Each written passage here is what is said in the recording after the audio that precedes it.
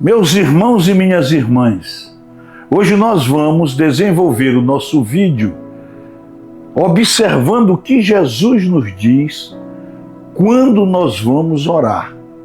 Por isso eu quero aqui, baseado no que diz o capítulo 11 do Evangelho de Lucas, em que certa ocasião um discípulo pede a Jesus: ensina-nos a rezar. Então vamos orar o Pai Nosso, que foi a oração que Jesus nos ensinou. Pai nosso que estás no céu, santificado seja o vosso nome. Venha a nós o vosso reino, seja feita a vossa vontade, assim na terra como no céu. O pão nosso de cada dia nos dai hoje. Perdoai as nossas ofensas, assim como nós perdoamos a quem nos tem ofendido, e não nos deixeis cair em tentação, mas livrai-nos do mal. Amém. Meus irmãos e minhas irmãs, o nosso Deus Todo-Poderoso, o nosso Pai, Ele nos criou. Ele criou tudo neste mundo antes que existisse tudo. Do nada Ele criou tudo e nos criou conforme a narrativa do primeiro livro das Sagradas Escrituras, logo no início, no livro de Gênesis. Esse Deus, que é o nosso Deus, que é o nosso Pai, que é o Deus único e verdadeiro, o nosso Deus, Ele é um Deus que durante grande parte da história da humanidade, grande parte da história nossa neste mundo, Ele pareceu-se invisível. No Antigo Testamento, Deus chegou a falar com Moisés, com Abraão, às vezes falava com as pessoas através dos profetas e até mesmo dos arcanjos, dos anjos. Por exemplo, já no nascimento de Jesus, quando o Messias veio ao mundo, quem anunciou a vinda do Messias para Maria foi o anjo, o arcanjo Gabriel. Enfim, então o nosso Deus, Ele permaneceu grande parte da história dele conosco de uma forma invisível. Tanto é que no Antigo Testamento, a presença de Deus, ela era assegurada e as pessoas acreditavam que Deus estava presente quando estava a Arca da Aliança presente em qualquer lugar. Onde estava a Arca da Aliança, estava o nosso Deus. Com a vinda de Jesus, o nascimento de Jesus, Deus se fez carne como nós. E Jesus conviveu na humanidade 33 anos, numa demonstração da existência de Deus, na existência de um Deus homem, na existência de um Deus que era homem e Deus, 100% homem, 100% Deus, e depois de Deus cumprir o seu plano de salvação, que Ele morre, que Ele é crucificado, morto, sepultado, Ele ressuscita no terceiro dia e 40 dias depois da ressurreição, Ele ascende aos céus. Mas antes dele ascender aos céus, Ele deixa uma certeza para nós, que nós ficaríamos com o Espírito Santo, o Paráclito, para que nós não ficássemos órfãos. Em toda essa história de Deus com a humanidade, há sempre o amor de Deus presente, há sempre a misericórdia de Deus presente, há sempre a verdade, há sempre a justiça de Deus presente no nosso relacionamento com Ele. Isto significa dizer que Deus nos deu uma importância muito grande. Quando Deus nos criou, nós nos tornamos naturalmente criaturas dele. Nós somos criação dele. Mas ele, apesar da nossa desobediência, apesar de nós termos permitido por Eva e Adão a entrada do pecado no mundo, por nós termos, depois que somos descendentes de Adão e Eva, nós concebemos o pecado em nossa vida, nós somos pecadores. Mesmo assim, Deus, Ele desenhou, Ele construiu um plano de salvação para nós, mandando o seu próprio Filho para nos limpar do pecado, para nos lavar do pecado, para nos expiar do pecado do mundo e nos habilitarmos para ficar com Ele no paraíso, no último momento ou no fim do ciclo deste mundo. Então, o nosso Deus é um Deus de amor, é um Deus que nos promoveu. Com o batismo de Jesus, que foi o batismo referencial, Jesus se batizou aos 30 anos por João Batista no Rio Jordão, narra os evangelhos de Jesus. Jesus nos deu ali uma orientação que nós devemos nos batizar com fogo, com o Espírito Santo. Devemos ser batizados em nome do Pai, do Filho e do Espírito Santo de Deus. E com o Espírito Santo nós nos tornamos filhos de Deus. Então, com o batismo de Jesus, com a vinda, com o plano de salvação, nós deixamos de ser criação de Deus para nos tornarmos filhos de Deus, co-herdeiros de Cristo. Ou seja, nós assumimos a condição de filhos de Deus, criatura, filhos de Deus. O próprio Paulo, na sua primeira carta aos Coríntios, capítulo 12, versículo 27, e também na carta aos Romanos, capítulo 12, versículos 4 e 5, o nosso Deus, o nosso Jesus, pela revelação feita a Paulo, ele nos coloca como membros de Cristo. Então nós temos uma intimidade importante com Cristo, nós fazemos parte do corpo de Cristo, nós somos membros de Cristo. Então, desde a criação até a condição de membros de Cristo, de filhos de Deus, nós fomos privilegiados. Deus sempre quis nos promover, Deus sempre quis nos colocar perto dele, nos dá a possibilidade de sermos íntimos dele. Vou dar aqui só um exemplo bíblico. Quando Jesus veio ao mundo, no início do plano de salvação de Deus, quando Deus planejou a vinda da salvação para o mundo, através de Jesus, seu Filho, o anjo Gabriel procurou Maria, uma mulher simples, uma mulher analfabeta, uma mulher que não tinha ainda nenhuma preparação aparente para ter um relacionamento com Deus, uma mulher de um lugar praticamente desconhecido, sem nenhum significado, o pior de todos os lugares da região naquela época, o pior lugar da Galileia.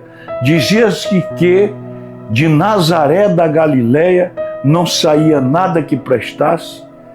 O nosso Deus escolheu Maria para que no ventre dela fosse gerado Jesus, seu Filho único e verdadeiro, o Salvador. Neste gesto, Deus concretamente quer que nós tenhamos, através de Maria, uma intimidade com Ele. Uma intimidade de um filho para com seu pai. Então, tanto Deus do Antigo Testamento, Deus Pai, o Deus que ainda não tinha realizado o plano de salvação, através do plano de salvação com Jesus Cristo, seu Filho. E após a volta de Jesus para junto do Pai, Ele nos deixa o Espírito Santo, o defensor, o nosso defensor, para ficar conosco, para nos conduzir, para nos orientar, para nos cumular de dons e frutos, para perseverarmos nesse projeto, neste programa que Deus tem para conosco, para o exercício do amor de Deus na nossa vida. Então, Deus nos promoveu. A realidade é esta: Deus nos quer bem, Deus nos ama, Deus deu o seu próprio Filho como testemunho desse amor, que padeceu, foi crucificado, foi morto, foi sepultado, foi humilhado. Enfim, toda essa história do plano de salvação de Deus demonstra de uma forma inequívoca o amor de Deus por nossa vida. E Deus quer que nós tenhamos com Ele uma relação de intimidade. Deus quer que nós sejamos íntimos com Ele. O convite que Ele faz a Maria, que Ele fez a Maria, através do anjo Gabriel, é o convite que Ele nos faz para que nós sejamos íntimos dEle, para que nós possamos cultuar no nosso coração o amor de Deus, para que nós devemos colocar o nosso coração como o local da morada de Deus, do Espírito de Deus. O próprio Paulo diz que nós somos templos do Espírito Santo. Então Deus quer ter conosco uma intimidade, a intimidade de pai e filho. Qual o pai que não tem intimidade com o seu filho no plano deste mundo? Qual a intimidade nós não temos com o nosso pai? O nosso pai tem conosco. Nessa relação de pai e filho, na humanidade existe uma intimidade. Imagine a intimidade que Deus quer conosco, Deus que é amor. Então será uma intimidade indescritível. Para isso, para que a gente mantenha esta intimidade com Ele, nós temos que nos utilizarmos de uma prática criada por Ele, de uma prática exercitada pelo próprio Jesus, que é o nosso maior exemplo nesta relação nossa com Deus. Jesus, ao sair do batismo do Rio Jordão com João Batista, ele vai 40 dias e 40 noites orar no deserto, jejuar e orar. Ora, meus irmãos e minhas irmãs, hoje nós vamos tratar da oração, não de todo o aspecto da oração, mas apenas de um aspecto. A oração é tão importante que ela comporta nós utilizarmos ela, estudarmos ela, nós nos debruçarmos sobre ela, nós fazemos uma reflexão sobre ela, sobre vários ângulos. Porque esta prática da oração, ela é muito importante na nossa vida, no nosso relacionamento com o nosso Deus, que nos ama grandiosamente, imensamente. Então, a oração é uma das práticas fundamentais na nossa vida. para nós termos um bom relacionamento com Deus, para nós termos um relacionamento íntimo com Deus, nós temos que utilizar diariamente, sempre, costumeiramente, fazer parte da nossa vida a oração. Então Jesus, ao sair do batismo, ele foi para o deserto orar antes de começar efetivamente a sua vida pública.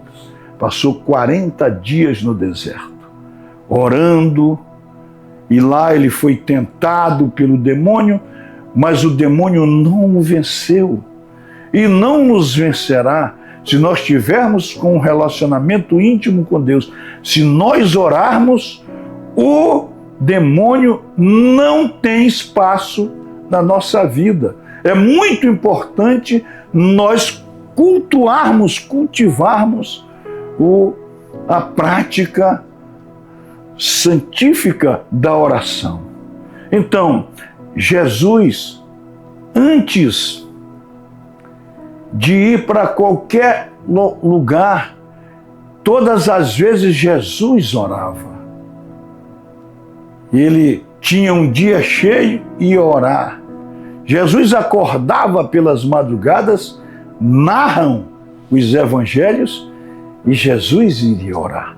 Então a oração, Jesus nos ensinou, inclusive nós oramos o Pai Nosso, que é uma oração que Jesus mesmo nos ensinou, e no exercício diário, constante, permanente da oração, nós cultivamos o nosso relacionamento com Deus. Então a oração é muito importante. E eu quero ressaltar hoje, como exemplo, a narrativa de uma parábola descrita no Evangelho de Lucas, que nos aconselha, é o próprio Jesus, através de uma parábola narrada no livro de Lucas, que ele nos ensina como eu devo me comportar quando estiver orando. Como Jesus quer, como diz o Evangelho, como é que Jesus quer que eu ore, como é que ele quer que eu me comporte, como é que ele quer meu coração, como é que ele quer me ver quando eu for à oração. Então, eu vou aqui fazer a narrativa desta parábola, que é a parábola do Evangelho de Lucas, do capítulo 18, melhor dizendo, do capítulo 18, versículos de 9 a 14. Parábola do fariseu e do cobrador de impostos. E contou ainda a seguinte parábola a alguns que presumiam ser justos e desprezavam os outros. 2 homens subiram ao templo para rezar. Um era fariseu e o outro cobrador de impostos, então detestado.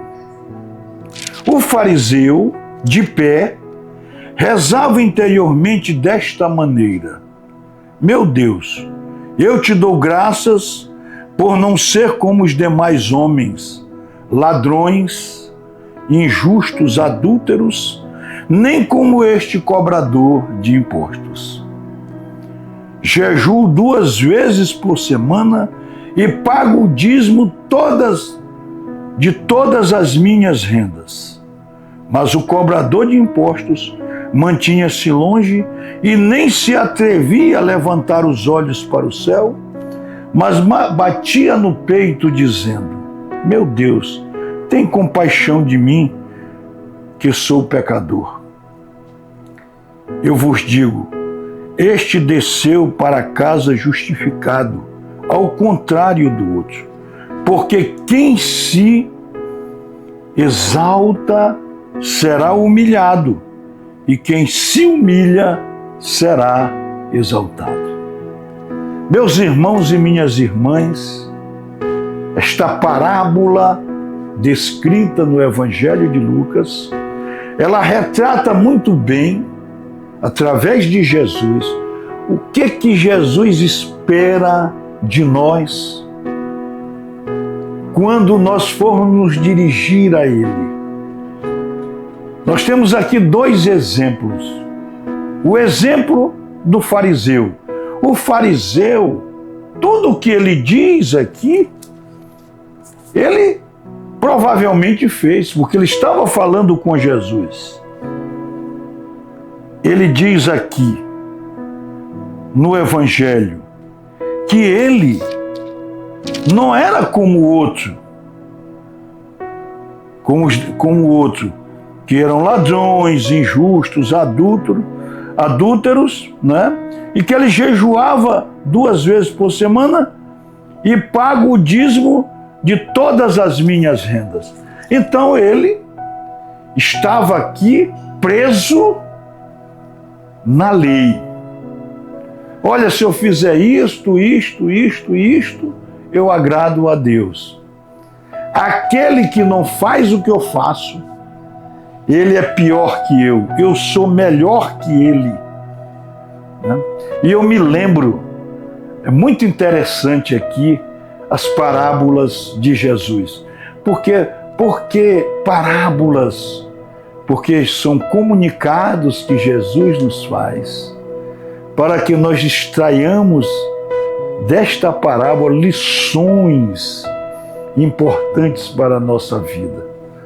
São situações que Jesus nos coloca para que nós possamos refletir e ter um comportamento de acordo com o que ele deseja. Então o fariseu era aquele que cumpria a lei rigorosamente.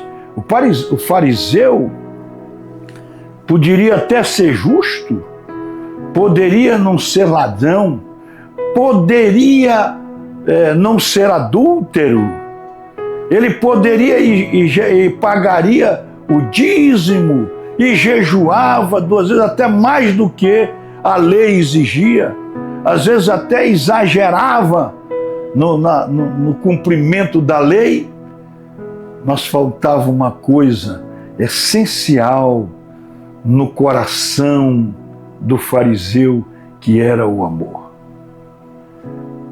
E eu vou me deter aqui um momento sobre a figura do fariseu. Quantas vezes nós não somos fariseu? Quantas vezes nós não nos achamos melhor do que os outros? Quantas vezes nós julgamos os outros? Quantas vezes nós achamos que Deus é que deve nos olhar como nós somos e Ele é obrigado a aceitar como nós somos? Quantas e quantas vezes nós não vemos Deus como um Deus que depende da gente? Esta oração do fariseu era uma oração para ele mesmo, era uma oração de exaltação. Senhor, ó Senhor, eu não sou ladrão como os outros, como esse publicano, eu não sou ladrão, eu não sou injusto, eu não sou adúltero, eu jejuo tantas vezes por semana, eu pago rigorosamente o meu dízimo, então eu mereço, né, todas as bênçãos e graças de ti. Enganou-se. Jesus nos diz, nesta parábola, que Ele não nos quer assim. Jesus nos quer que não sejamos ladrão. Jesus não nos quer ladrão. Jesus não nos quer adúlteros. Jesus não nos quer injustos. Jesus quer que nós paguemos o nosso dízimo. Jesus quer que a gente faça os nossos sacrifícios e nossos jejuns por amor a Ele, para a exaltação dele, para a glória dele.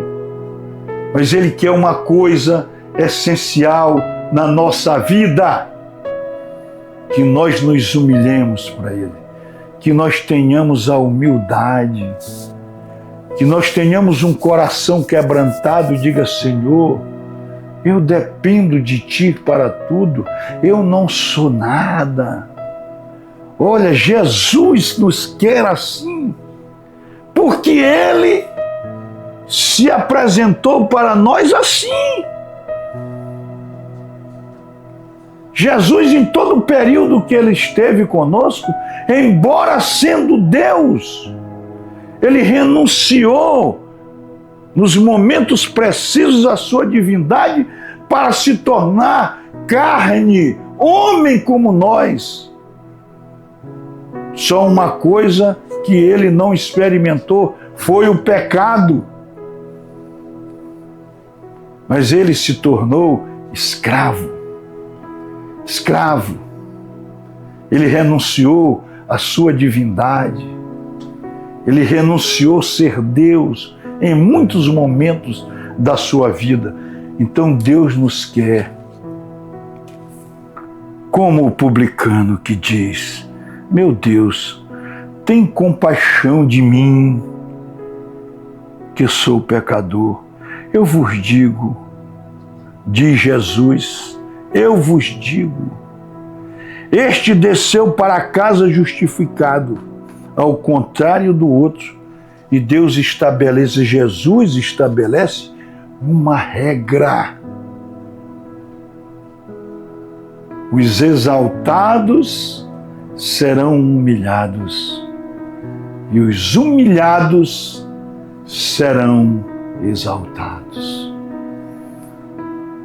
Isto é uma lição de vida profunda na nossa vida. Quantas e quantas vezes nós nos olhamos para os outros com um olhar de superioridade. Quantas vezes nós achamos que os outros não alcançarão o reino de Deus. Quantas vezes nós não pensamos que os outros não serão alcançados pela misericórdia de Deus, e que nós estamos de bem com Deus, e que Deus faz a nossa vontade porque a gente se dedica a Ele. Mas o próprio Evangelho diz que nós devemos ser servos inúteis. Nós devemos lutar contra o pecado. Nós devemos cumprir os mandamentos de Deus, mas isso não nos habilita para nós estarmos justificados.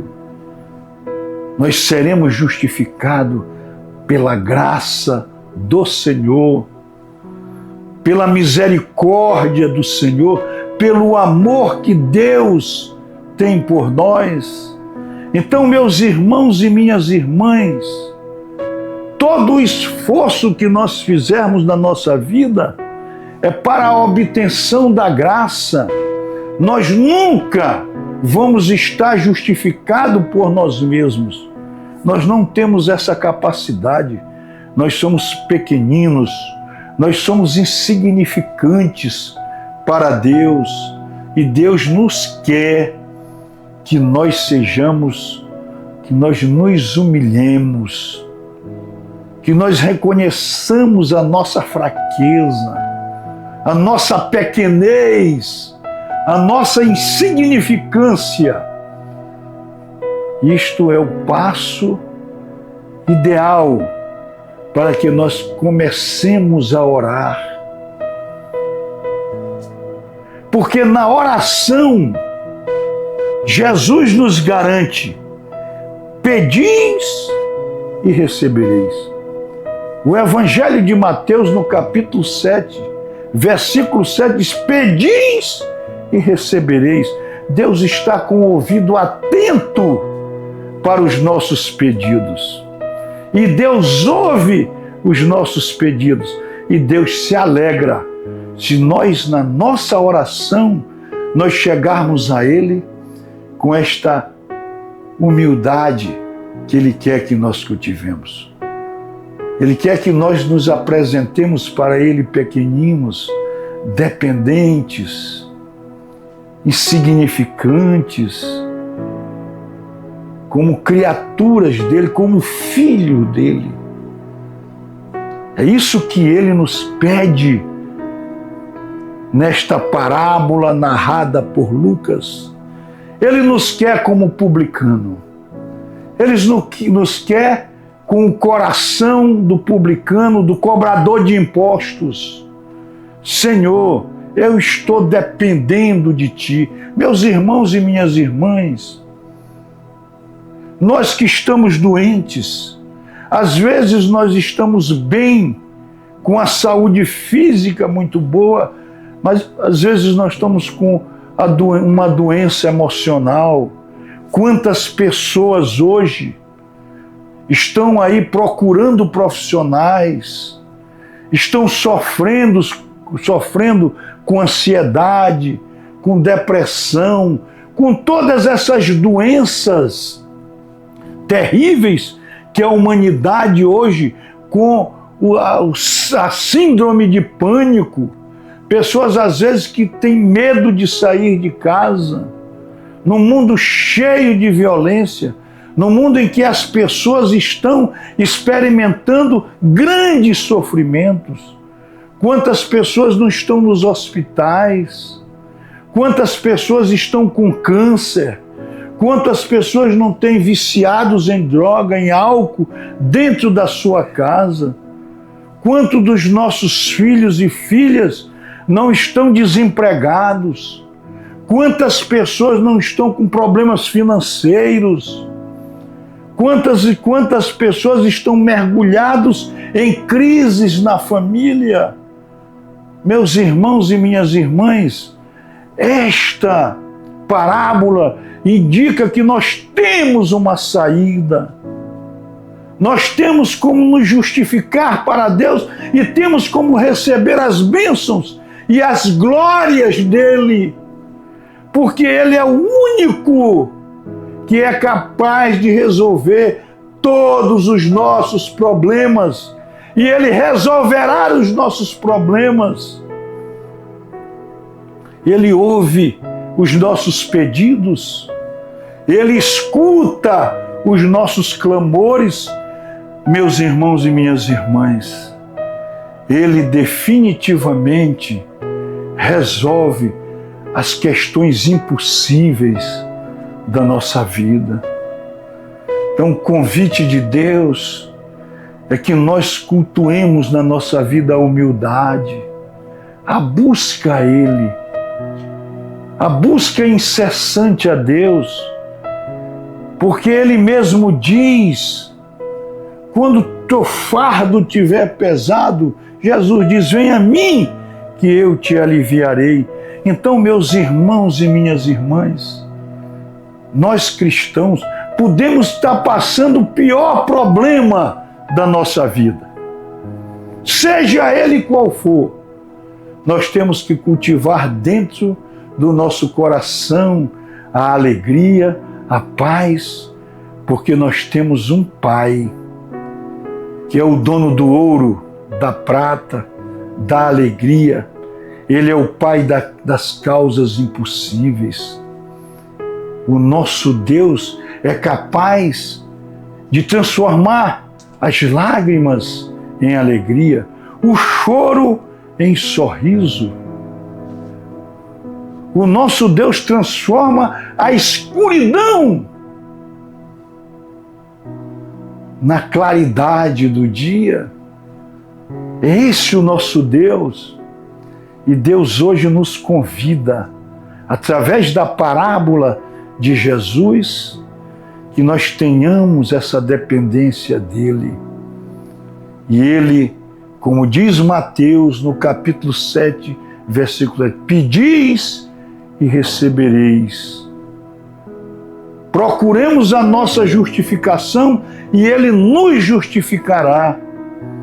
Ele só vai dizer, vão, segue e não peques mais. Ele quer ver o nosso esforço. Ele confia em nós, Ele nos promove. Meus irmãos e minhas irmãs, este é um dia de graça na nossa vida. Os nossos problemas são passageiros. Tudo passa em nossa vida, tudo, menos o amor, a palavra de Deus. O amor de Deus permanece conosco para sempre. E eu quero aqui fazer algumas pequenas leituras do livro dos Salmos, dos cânticos dos Salmos do Antigo Testamento, que eu fiz aqui, né, algumas anotações. O Salmo 131, versículo 1 diz assim: Ó Senhor, meu coração não é orgulhoso, nem meus olhos são altivos. Não me entrego à grandeza nem às maravilhas que são acima de mim. E no versículo 2 do Salmo 131, ele diz: de fato, já me acalmei e me tranquilizei. Minha alma está como uma criança satisfeita no colo de sua mãe. É isto que Jesus nos quer. Quando nós estamos angustiados, quando nós estamos tristes, desanimados, achando que tudo já acabou, que não tem mais sentido a nossa vida, que o nosso problema não será resolvido. No Salmo 138, versículo 6, ele diz: ainda que o Senhor é excelso, atenta para o humilde, ainda que ele seja o maior, ele está atento ao humilde. Mas ao soberbo conhece-o de longe. O soberbo não agrada a Deus. O Salmo 147, versículo 6. O Senhor ergue os humildes, Ele levanta os humildes, mas rebaixa os ímpios até o chão. Então Deus nos quer humildes. No Salmo 51, versículo 17. O sacrifício para Deus é o espírito quebrantado. A um coração quebrantado e contrito não desprezarás, ó Deus. Então o que Deus quer de nós é que nós reconheçamos as nossas limitações, os nossos pecados. Senhor, eu não posso resolver isto. Eu não tenho como resolver. Os meus problemas são muitos. Só Tu és capaz de resolver. Ô Senhor, tem piedade de mim.